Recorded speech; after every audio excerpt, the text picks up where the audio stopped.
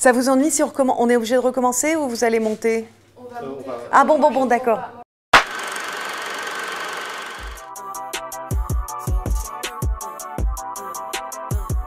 Bon, vers 13 ans, j'ai décidé de commencer à travailler. Mes deux parents étaient acteurs. J'avais envie d'une certaine liberté aussi, d'indépendance, etc. très jeune. Et donc, j'ai commencé à déposer ma photo dans les castings. J'ai été castée éventuellement par Jean-Luc Godard pour Détective. Voilà, et après, ça s'est fait un peu comme ça.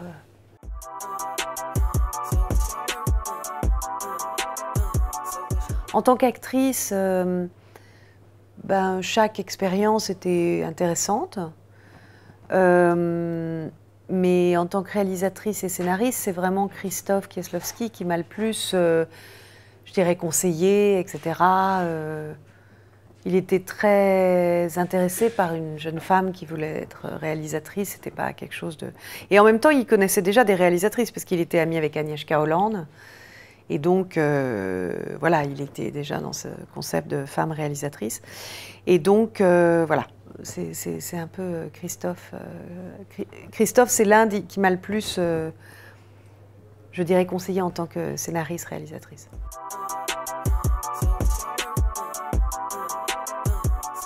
En fait, quand on a fait le premier, il y avait un scénario de base qui n'était pas très romantique. Hein. Le scénario qu'avait écrit Richard, c'était plus une sorte de ballade avec pas mal de dialogues.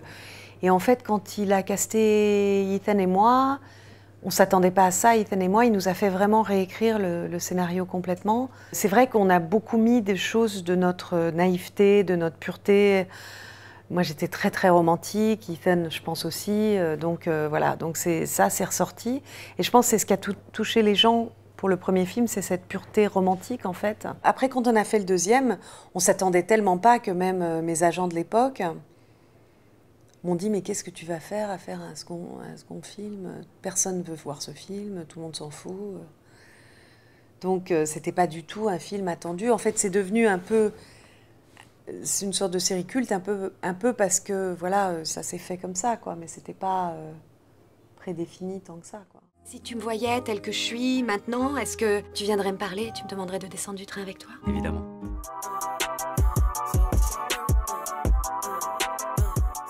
Je sais qu'on s'imagine que c'est très différent, mais enfin, au final, c'est quand même un peu tout la même chose. Hein. C'est-à-dire on prépare des scènes. Alors, il y a différents syndicats là-bas très forts, il y a plein de règles qu'il faut respecter, etc. Mais le travail lui-même est relativement similaire. Hein. En tout cas, sur les films indépendants et par exemple un film français. Après, sur les grosses machines, c'est différent. Le poste de réalisateur est beaucoup moins présent. Sur ces énormes... J'ai fait quelques gros films comme ça. Le réalisateur disparaît un peu avec les producteurs, les techniciens, etc. Tout est un peu moins... Le réalisateur a moins de voix, quoi, que dans un film indépendant américain ou un film français.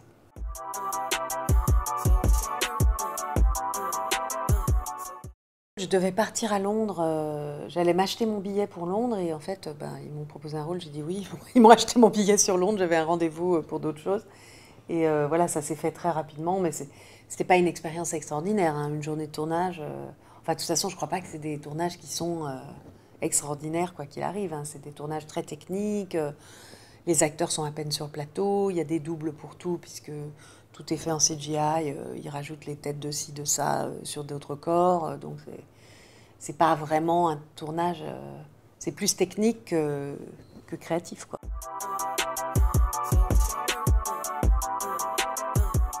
Mon idée, ça a toujours été, comme je suis dans mes films, de préparer énormément, mais des fois on est pris par le temps, on est pris par les événements, par la limitation de budget, par exemple.